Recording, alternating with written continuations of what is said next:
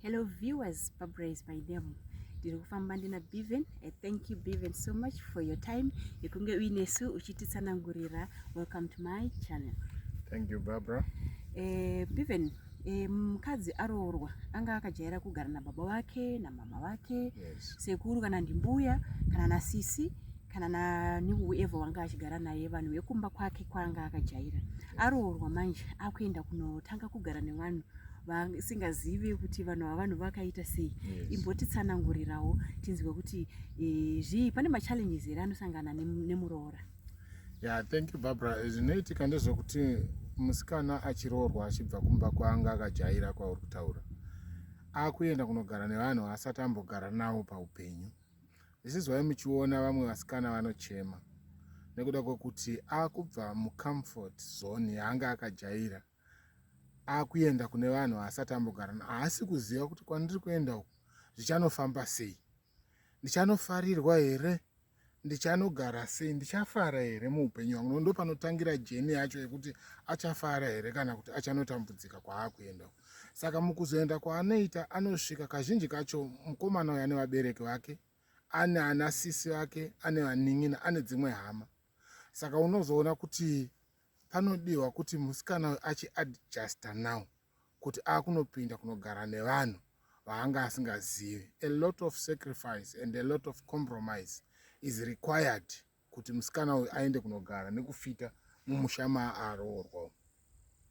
Saka part of the compromise ndeyekuti une lifestyle yawakajaira iwewe. For instance, pamwe munoenda kumapati kumba kwenyu kwanga wakaberekwa uko, kana kuti mune chimwe chikafu chamunodya like ma light foods, pamwe kwawaroorwa kunongobikwa sadza. Vamwe havakwanisi kuzvigamuchira kuti kudya sadza every day hatimboendiwo kunodyira out. Saka now takungonzi mazuva ese kubika and also waane imwe responsibility yawanga usina kumba kwawanga uri uku usati waroorwa. Responsibility yekutoti kana paina vamwene navatezvara kana kuti nehama dzakafanana nana tete vako, hanzvadzi dzemurume nedzimwe hama dzine zvadzinotarisirawo kuti iwewe semuroora auya uite. Saka ipapo panozotanga challenge yamataura manje kuti pane machallenges here, because definitely machallenges anouya, because chekutanga panogona kuita character clash yekuti pamwe une zvaunoitawo behavior yako yauinayo isingakwanisi kutambirwa nevamwe vanhu. Iwewe unenge uchitarisira kuti vanhu ivo vanofanira kunzwisisa ende vanofanira kuitambira character yako iyoyo. Saka ukasagona kuadjusta now kuti uti no, pandaroorwa panapa pane behavior yandinayo yandinoita yandinofanira kuti ndiadjuste kuti ndisutewo kugarisana kwandakuzoitawo nevamwe. Ukatadza kuadjusta character in the first place, zvinobva zvareva kuti pamwe makutotanga kutoita problem pawakaroorwapo. For instance, pamwe iwe unotuma stereke kune vamwe vasikana vanotuma chaizvo, kana kuti iwe haudi kutumwa, murume wako akuroora anotuma chaizvo zvokuti chero achida mvura anongonogara pasi oti nditambidzewo mvura kubva mufiriji, iye apfuura nepamberi pefiriji yacho. Saka ukatumwa unogona kuguma watotsamwa kuti munhu havafungero anongotituma, iye achitadza kutora ega mvura chaichaiyo.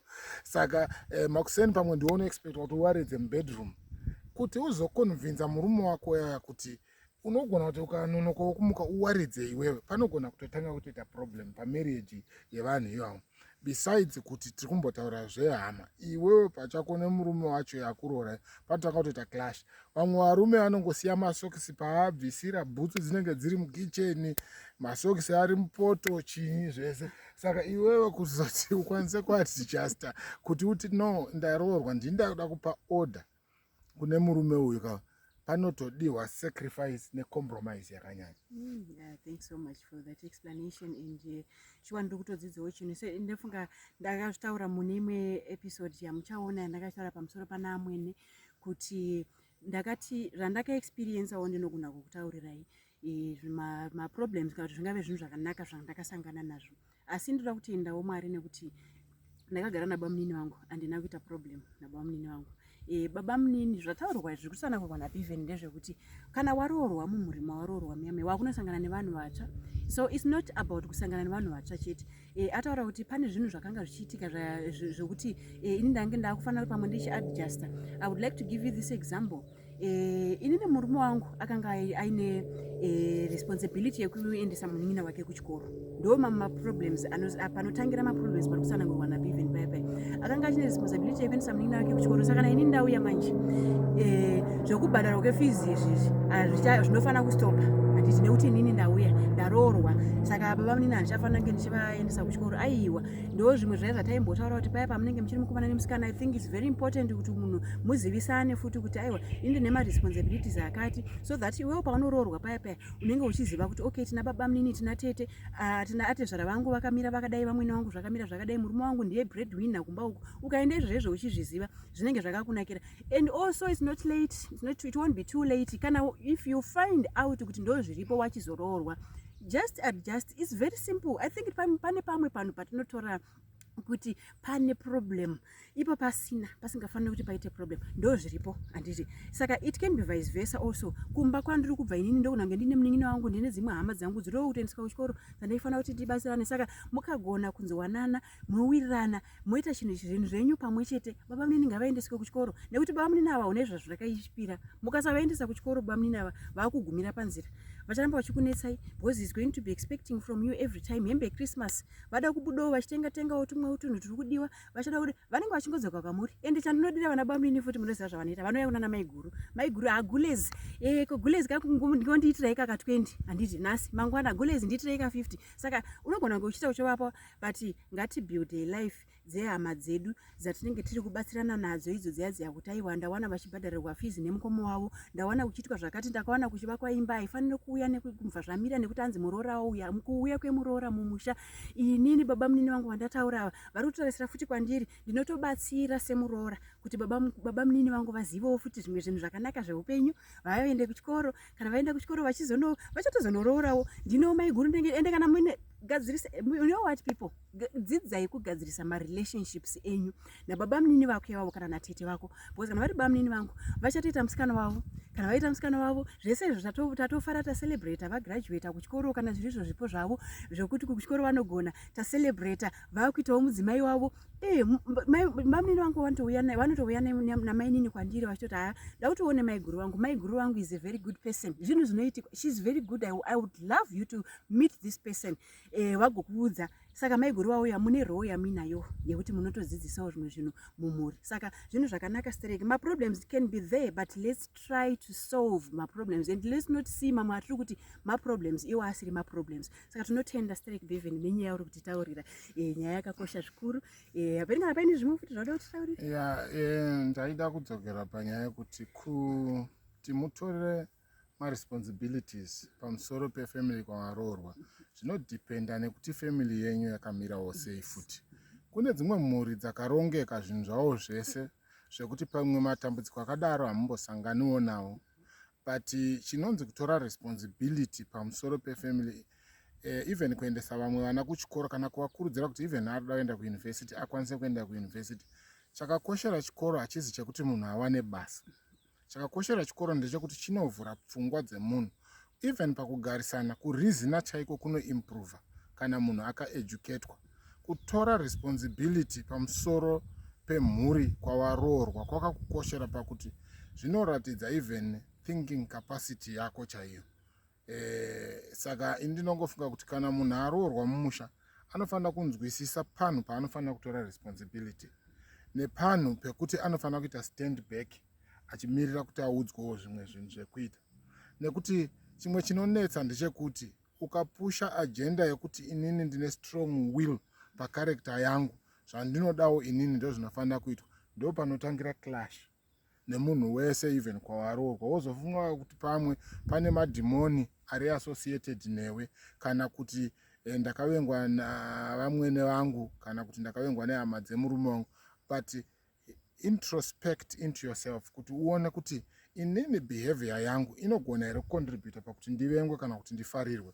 Kune vanhu vari kubongomora vachienda vachinochema kuna Mwari, vamwe vanononetsa vafundisi nemacounselors, vamwe vacho vari kutsanya unnecessarily panhu pekuti chiri kufanira kugadziriswa icharacter yako iwewe, nekuti character inobuildwa newe muridzi wayo. When you are committed to building your own character and also wakuzovakana character nekwavaroorwa uku, nemurume wako anokubatsira pakukuvaka karekta yako. Naiyewo kune vamwe vakomana vekuti havabiki, havakwanisi kuzvibikira kana vasati varoora, vanongodya chingwa nedhiringi.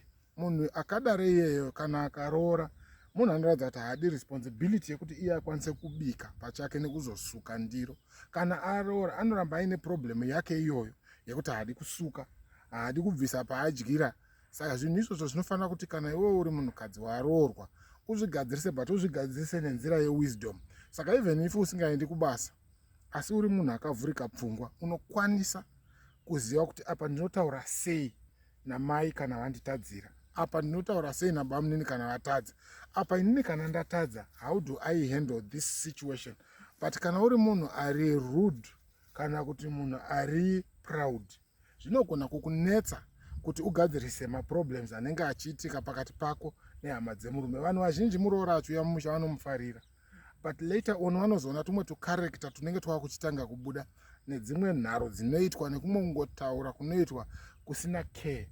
Kutaura kunofanira kunge kuri bridled, kutaura kune hanya, kutaura kwekuti unofanira kushandisa pfungwa, apply your mind before you say or do anything. Saka ndinofunga kuti that is a very pivotal idea panyaya yekuti uri kunojoina family kwanga usati wambogara. You are going there for the first time in your life kuti wakunogara kwazvachose. Vamwe vana tete vanogona kunge vari vakamboenda kuvarume vakadzoka varipowo pamba. Kana vari vanhu vakatodzidziswa vanoziva kuti munhu ane nyanga pano ndimai guru. And ndakambotaura ndichiti paya, kana mukomana aroora, rega kufarira kuti mukadzi wako agare pamba nevabereki nehanzvadzi dzako for a long time. Ziva malimits ekuti ukanogarawo 1 week kana kunogara 2 weeks dzakanaka pane kuti vanhu vagarisane 3 months 6 months. Handi munoona kudheererana kunoguma kwakuita even murume nemukadzi inyaya yekugara vese for prolonged periods. Kune vamwe vanhu vekuti vakasagara vese vachiti murume ari kuAustralia mukadzi ari kuZimbabwe, kana kuti mukadzi ari kuCanada murume ari kuUK, zvinozoitika ndezvekuti vanhu ivo vanoita kunge vanodanana kudarika vanhu vanogara vese everyday, nekuti havana time yekuti vanyatsosvike pakuzivana zvakanaka. Saka vamwe vanorambana after 25 years or after 30 years because munhu usingagari naye haakubohwi, haakasiki kuzokubohwa semunhu wekuti muri kuonana masuwana. Saka vamwe vanhu vanorambana from experience yezvandakaona chaizvo. Vamwe vanhu vakarambana after 30 years, vamwe after 25 years, because pavakatanga kunogara vese vakuchitanga kuona kuti uyu munhu haatodi kugeza mwiri wake chaiwo, uyu munhu haadi kana kutsvaira mumba, uyu haadi kudini, but zvinhu zvekuti havana kudzidzana in time. Saka pamunotanga kugara mese semurume nemukadzi,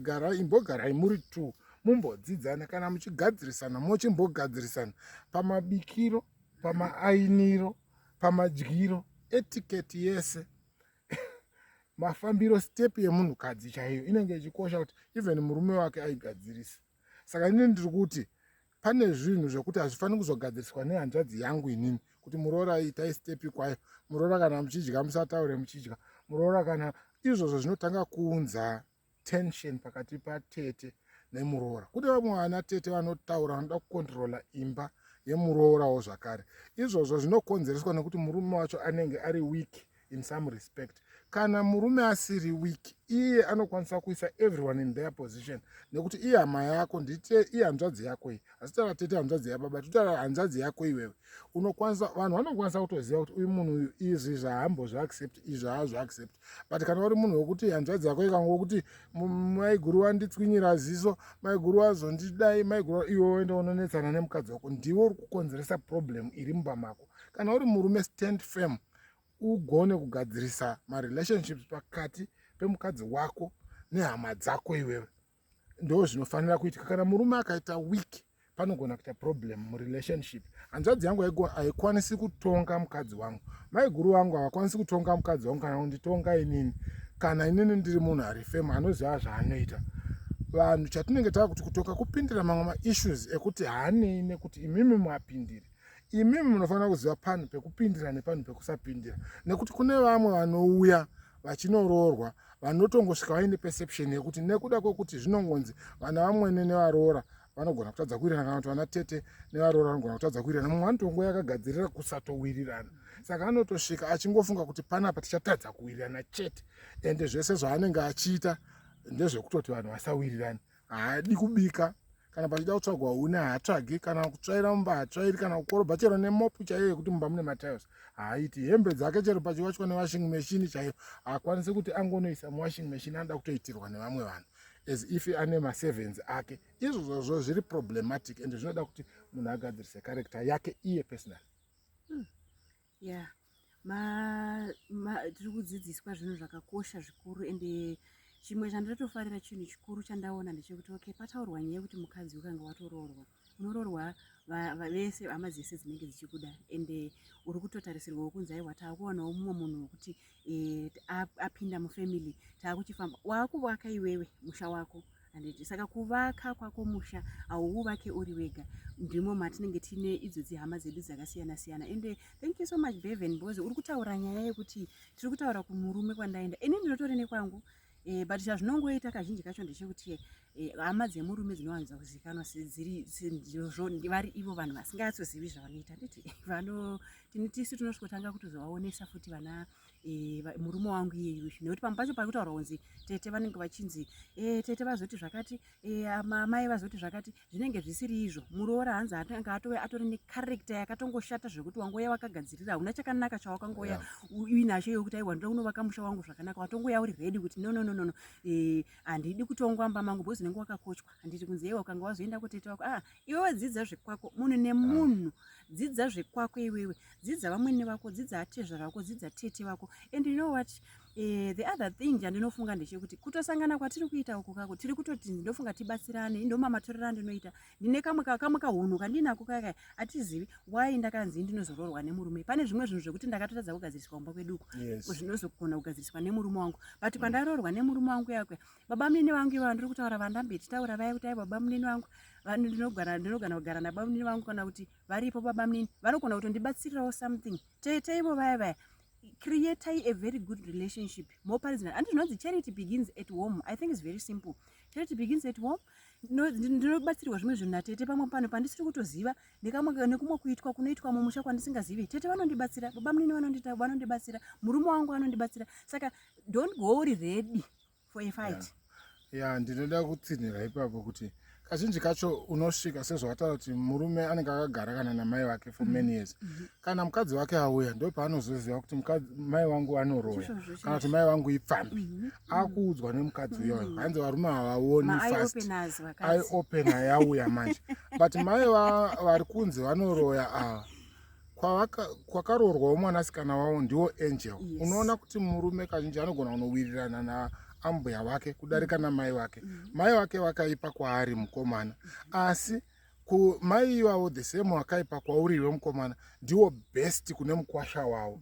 Saka which means now pane problem yekuti pane ka-vicious cycle kanongoitika kuti mai wemurume ndo wakaipa, mai wemukadzi ndo wakanaka, asi avo vacho vari kunzi vakanaka nemukwasha vari kunzi vakaipawo futi nemwanakomana wavo nemukadzi wake. Saka muri kuona pane dambudziko racho. Ukaenda wakagadzirira kunoataka munhu, hapana chauchagadzirisa. Ndangoti ndiwedzere ipapo pane zvamwe zvitaura.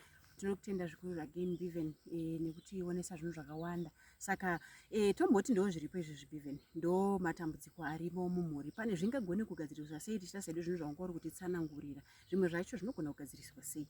Ndinofunga kuti vanhu vanofanira kushandisa pfungwa chaidzo, nekurisecha, nekubvunzawo vamwe kuti apa ndingapaite sei. Nekuti kazhinji ukatadza kushandisa pfungwa pakusolva masituations, tiri kuona vamwe vanhu vanozozviuraya, tiri kuona vamwe vanhu dzimba dzinoparara, tinoona vamwe vanhu vanozenga vangotaura kuti vamwene vangu havaite kana kuti muroora wangu haaite, but zvisinenge zvisiri izvo. Chinhu chakakosha ndechekuti munhu akaita chinhu, toti munhu amuka, murume amuka haana kuwaridza mubhedha, amuka na10 makuseni haana kuwaridza, mukadzi anga atomuka, there is a way of saying it. Kana tomboti muroora awanza sauti mumuriwo achibika, kana kuti haagoni kunyatsokubikawo zvakanaka, nekuti vamwe vanenge vari masalala vajaira kunodya pizza autika, kana kuti amona sadza mbodza racho iroro. There is a way of teaching someone, and munhu wacho kana aine teachable spirit it's easier. But kana ari munhu wekuti anotoita nharo ototi handinzwarwo, ipapo manje ndo panoitika challenge. Munhu wese anofanira kuenda ikoko aine contrite spirit, a teachable spirit, yekuti kana uri wrong uri wrong. Ndakambotaura pane imwe episode paiva ndichiti vamwe vanhu vanotoroorwa vanhu vekumba kwavo vachitoti dai achitobva pano aenda, nokuti kwenyu kwacho ikoko vanhu vanotokuzivawo kuti unotonetsa iwewe. saka wazoroorwa don't expect kuti vamwene ndo vangazozvigona, don't expect kuti vana baba nana tete ndo vangazvigona. Kwenyu kwaunobva chaiko vanhu vanotokuziva kuti hauite iwe haunzwi ende havatodi kuti urambwe nemurume kuitira kuti ugare ikoko usadzokere kunovapa problem kumba kwawakabereka. vanenge vauti aiwa kadai zvagara ikoko ndiri kurangarira uchititaurira kuti unotonzwa vava kuti Tsano Zamai chaizvo gadzisanai mushawo pano shuwa vamwe vaiti aiwa mwana wedu kani shingirirai dzimba idzi dzoda kushingirira Tsanyai muna mai aiwa tiri kusangana zvekare mune next episode. Tichangoti matambudziko anosanganikwa nawo mumarriage akawanda but tichangobatawo mashoma kuti tionesanewo zvishomawo zvatinenge tichiona ende tiri kugara tichiti zvamunoonawo imimi zvamuri kuziva write in the comment section tibatsirana isusu hatisi kuziva tiri kungotaurawo zvimwe zvatinenge tichifunga ende tichidzidzawo pamwe chete. Thank you so much and don't forget to like and subscribe and share. Okay, thank you.